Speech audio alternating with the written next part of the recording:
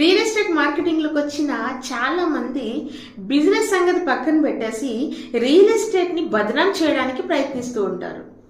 Real ఎస్టేట్ని బదనాం చేయడం ఎట్లా అంటే రియల్ ఎస్టేట్ లేదు అని, లేదా రియల్ ఎస్టేట్ మార్కెటింగ్ ఇప్పుడు లేదని, రియల్ ఎస్టేట్ అనేది కొనేవాళ్ళే లేరని, రియల్ ఎస్టేట్లో అన్ని అబద్ధాలే చెబుతారని, ఇలా రకరకాల మాటలతో వాళ్ళు తిరుగుతూ ఉంటారు.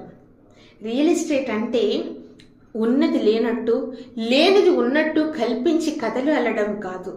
రియల్ ఎస్టేట్ అంటే ఒక కస్టమరు తనకున్న అనుమానాలను, వాళ్ళకి తెలియాల్సిన విషయాలను తెలియపరుస్తూ వాళ్ళకి పూర్తిగా క్లియరెన్స్ ఇవ్వడమే రియల్ ఎస్టేట్ యొక్క బాధ్యత.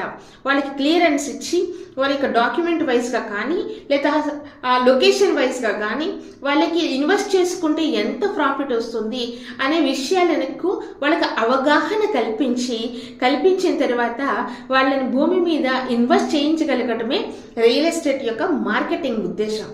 అంతేకాని ఒక రియల్ ఎస్టేట్ బిజినెస్ చేయకుండా బద్నాం చేయడం మంచి పద్ధతి కాదు.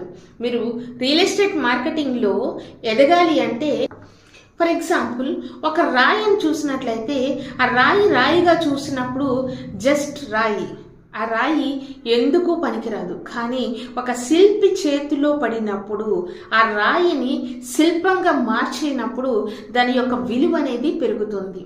సో దాని విలువ పెరిగినప్పుడు దాని యొక్క స్థానం మారుతుంది, దానికి వచ్చే గౌరవం మారుతుంది, అది ఉండే ప్లేస్ మారుతుంది.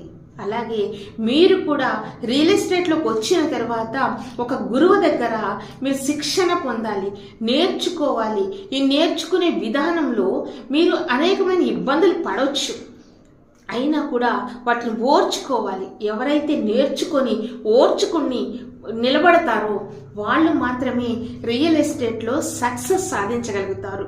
మీరు సక్సెస్ సాధించాలి అంటే రియల్ ఎస్టేట్లో మీరు చాలా ఓపికతో ఉండి మీరు ఒక రియల్ ఎస్టేట్ లెజెండరీగా మారాలి అంటే welcome to real estate marketing. మీరు ఒక లెజెండరీగా మారుతారు.